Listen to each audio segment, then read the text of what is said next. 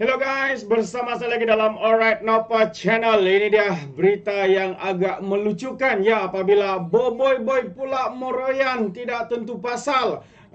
Jadi apakah yang membuatkan anak kepada Mahathir Mohamad ini yang satu ketika dahulu mahu dijadikan pengganti kepada Mahathir sebagai Perdana Menteri, akhirnya menjadi hero boy saja. Jadi mari kita dengar pencerahan daripada Brother Iswardi ya, berkaitan apa dan kenapa boy ini meroyan meroyan, komplain dan sebagainya. Jadi tanpa buang masa sahabat semua, mari kita dengar pencerahan daripada Brother Iswardi. Alright. Ini satu pernyataan daripada pejuang. PM hypocritical on anti-corruption say pejuang amid Najib uncertainty. While former Prime Minister Najib Abdul Razak's bid for freedom remains unclear, pejuang has slammed Prime Minister's Anwar Ibrahim anti-corruption effort as hypocritical. What is Anwar's promise to fight corruption? Is it by launching new probes on all political leaders who are considered his enemies while releasing leaders who have been sent? New Nippon Paint Weather Bond. Now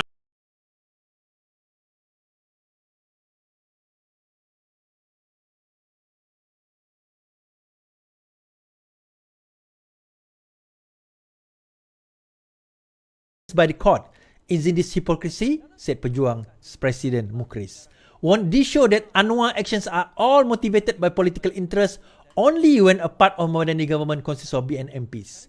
In fact, UMNO President Ahmad Zahid was appointed Deputy Prime Minister and the investigation and trial on him was dropped, he added. Baik. Dia sekali lagi mempersoalkan dan memainkan cerita yang sama, kita kata. Dia kata hipokrit Anwar. Kerana apa? Kerana menyiasat orang ini tetapi menggugurkan kes Zahid Hamidi. So, kalau Anwar hipokrit kerana dikatakan mencampur tangan untuk gugurkan kes Zahid Hamidi, adakah kita nak suruh Anwar campur tangan untuk nak kenakan balik kes Zahid Hamidi? So, kita akan jadi hipokrit kalau kita kata Anwar tak patut campur tangan dalam kes Zahid Hamidi, tetapi bila kes itu digugurkan oleh pendakwa raya, kita minta Anwar campur tangan supaya dakwa balik kes tersebut. So, siapa yang hipokrit sebenarnya? Sebab yang menggugurkan kes Zahid Hamidi itu adalah pendakwa raya. Sesiapa yang mengatakan itu atas campur tangan Perdana Menteri, terutama daripada Perikatan Nasional dan juga sekutunya, bermakna sewaktu dia jadi Perdana Menteri itu, dahulu dia biasa buat benda-benda macam ni. Keputusan untuk menjatuhkan, menggugurkan, meneruskan adalah bidang kuasa DPP, bidang kuasa AG. Boleh tak Perdana Menteri campur tangan? Dia boleh nasihat. Tetapi dia tidak boleh campur tangan. So, bila digugurkan kes tersebut, adakah kita nak minta Anwar campur tangan supaya dia dakwa balik? So, siapa yang hipokrit sebenarnya? Kita tak nak Anwar campur tangan, tetapi sekarang ini kita nak dia campur tangan. Yang mana satu kita nak? Lepas tu dia kata Anwar hipokrit kerana telah menangkap musuh-musuh lamanya. Now, adakah satu yang dikatakan hipokrit apabila siasatan dilakukan ke atas perkara yang disyaki mempunyai mempunyai asas kepada pendakwaan walaupun musuh kita atau bukan musuh kita. Kebetulan kita kata pada masa ini cerita Mohzani, cerita Mirzan, cerita Daim keluar disebabkan oleh bukti-bukti yang dah dikeluarkan, dan yang membuat pendakwaan ataupun yang membuat siasatan bukan Anwar Ibrahim, itu adalah badan-badan yang menyiasat. Tetapi dia kata mereka ini adalah yang memusuhi Anwar dahulu. Bukan masalah memusuhi, mereka inilah yang Anwar kata ada masalah kes-kes yang melibatkan perkara-perkara tersebut. Dan bila beliau menjadi Perdana Menteri, merangkap Menteri Keuangan, di sini dia dah boleh buka dokumen. Hari tu dalam TikTok ada orang tanya, di manakah 6 kotak? Di manakah 6 kotak dahulu? Ingat cerita Ezam, dia kata ada 6 kotak. Saya kata, nak cerita 6 kotak apa? Dia dah sekarang Perdana Menteri, merangkap Menteri Keuangan. Satu kontainer, satu gudang sekarang ini dah boleh buka. Dan dah pun buka. Kita nak cerita 6 kotak atau buat apa, Bangang? Dah buka dah. Tak nampak ke yang sekarang ini kena siasat, kena dakwa tu? Bukan cerita 6 kotak, 6 kontainer, 6 gudang kita dah boleh buka. Sebab sekarang ini Menteri Keuangannya adalah Anwar Ibrahim. So adakah Anwar Ibrahim yang mengarahkan supaya tindakan tersebut diadakan? Anwar Ibrahim menyerahkan dokumen. Dokumen itu diserahkan kepada pihak berwajib. Saya rasa lah. Kan? Dokumen-dokumen yang sepatutnya.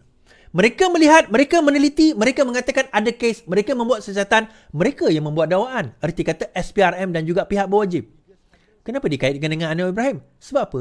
Sebab dahulu, kita nak cerita, dahulu Perdana Menterinya sebegitu. Termasuk ayah yang bercakap tadi tu sebegitu. Dialah yang mengarahkan. Dialah yang mengarahkan. Sama ada didakwa atau tidak didakwa. Dia tahu benda tersebut. Dia tahu perkara tersebut. Dia tahu apa yang berlaku. Dia tahu apa yang berlaku luar dan dalam. Dia tahu sejarahnya. Sebab itu dia menggunakan neraca tersebut mengatakan Anwar Ibrahim membuat perkara yang sama. So sekarang ini saya punya contention mudah saja. Kalau tak salah, jangan takut. Lawan. Kalau tak salah, jangan takut. Lawan. Dulu dicabar-cabar Anwar Ibrahim. Di mana reformasinya? Di mana reformasinya? Di mana reformasinya? Sekarang bila dah ada, korang nak kata apa? Arahan tidak perlu datang daripada Datuk Seri Anwar Ibrahim. Datuk Seri Anwar Ibrahim cuma perlu tunjukkan dokumen-dokumen. Ini dokumen-dokumennya, contoh. Kan? Serahkan kepada pihak berwajib meneliti, nampak gayanya ada kes yang kita boleh kenakan. Maka dikenakanlah kes tersebut. So the rest kita kata terpulang kepada pihak berwajib untuk nak mengambil tindakan. Ataupun tidak mengambil tindakan, terpulang. Kes DAA, tuan-tuan perasan tak?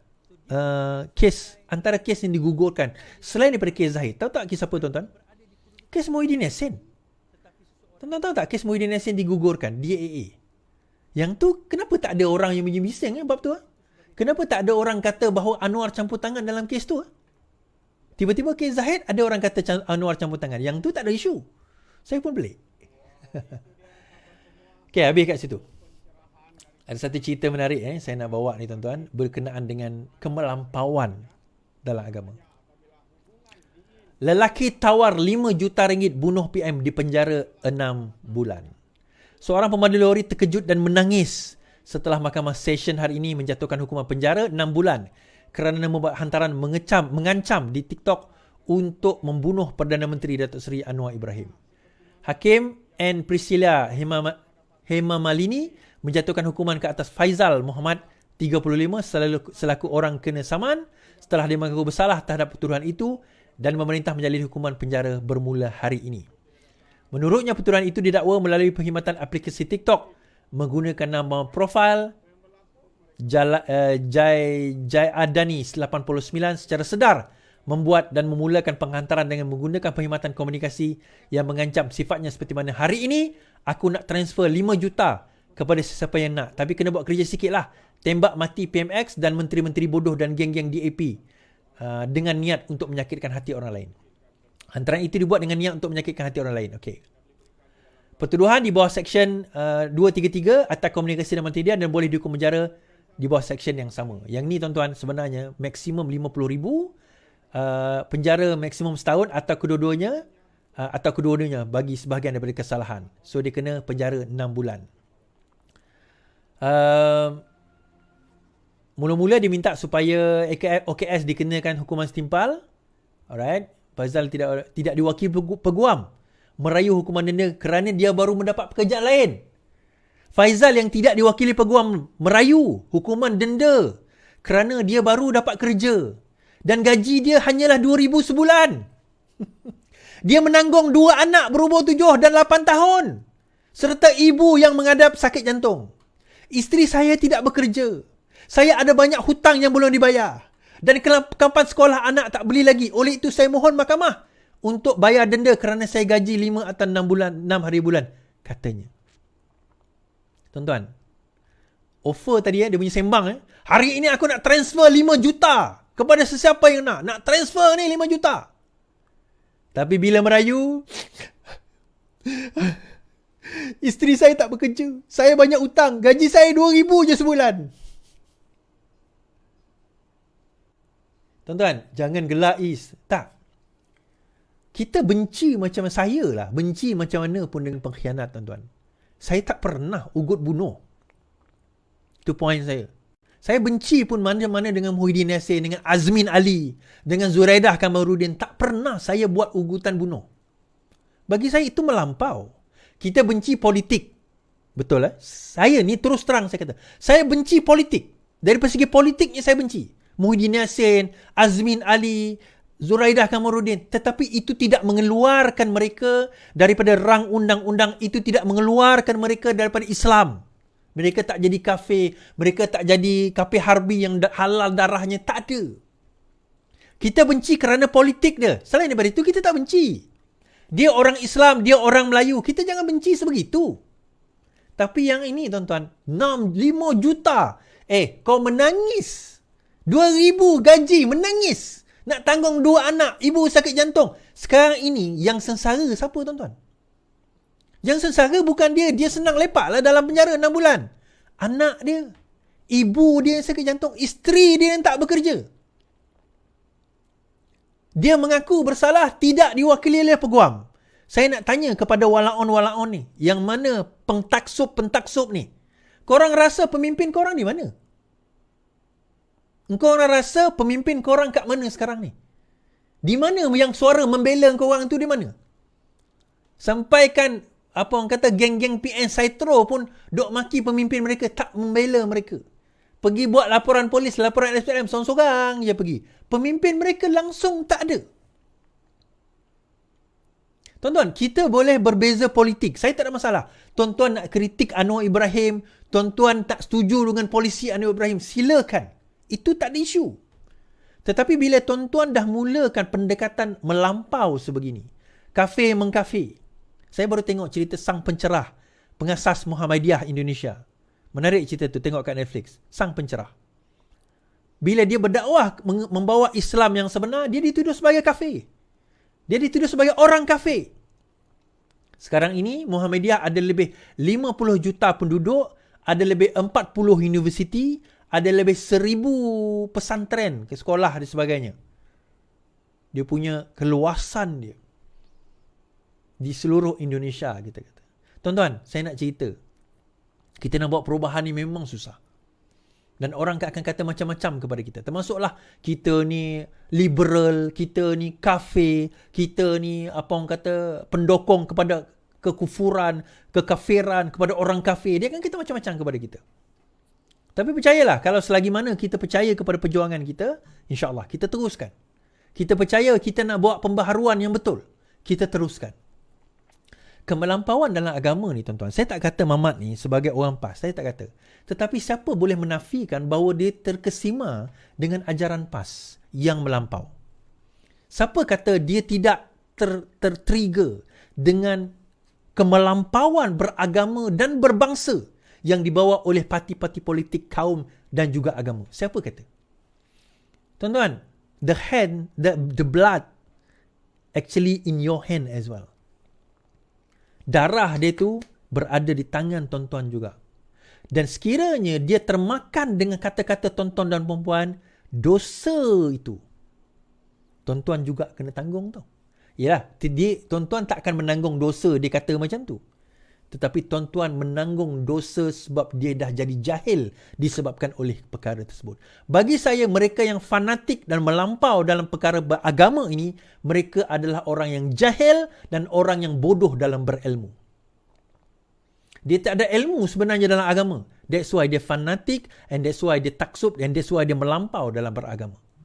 Kalau dia ada ilmu dalam agama, dia tak akan jadi macam tu. Orang berilmu dalam beragama, dia faham bahawa perbezaan politik adalah ijtihad.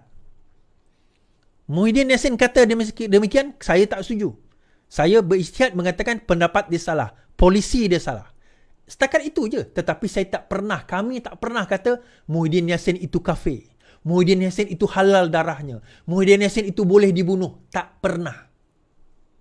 Tuan-tuan dah ikut live saya bertahun. Ini masuk tahun keempat dah. Daripada tahun 2020, 2019. Tuan-tuan dah ikut live saya bertahun. Pernah ke saya cakap macam tu? Ini Mamat yang baru pegang TikTok, gaji 2,000 sebulan, anak 2 orang, pendapatan pun tak seberapa, isteri tak kerja, tiba-tiba engkau berlagak lebih daripada orang politik. Ni masalah dia. Kan? Korang ingat, okey, saya nak bagi tahu. Korang ingat, korang guna fake account, kerajaan tak boleh detect ke? Korang ingat, korang guna fake account, SKMM tak boleh detect ke? Tuan-tuan, hari tu masa saya ditanya oleh polis IPD, IPD Ceras, dia kata dia tengok live saya. Dia tengok live saya, dia tengok live Papukari, dia tengok live Papagomo, dia tengok live Yani, dia sebut nama Yani tau.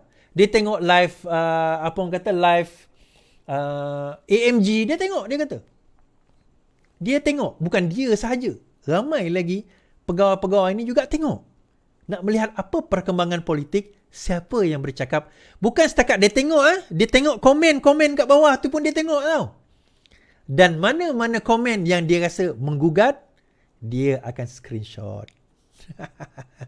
Bukan, dia tak akan pergi rumah tuan-tuan, jangan risau.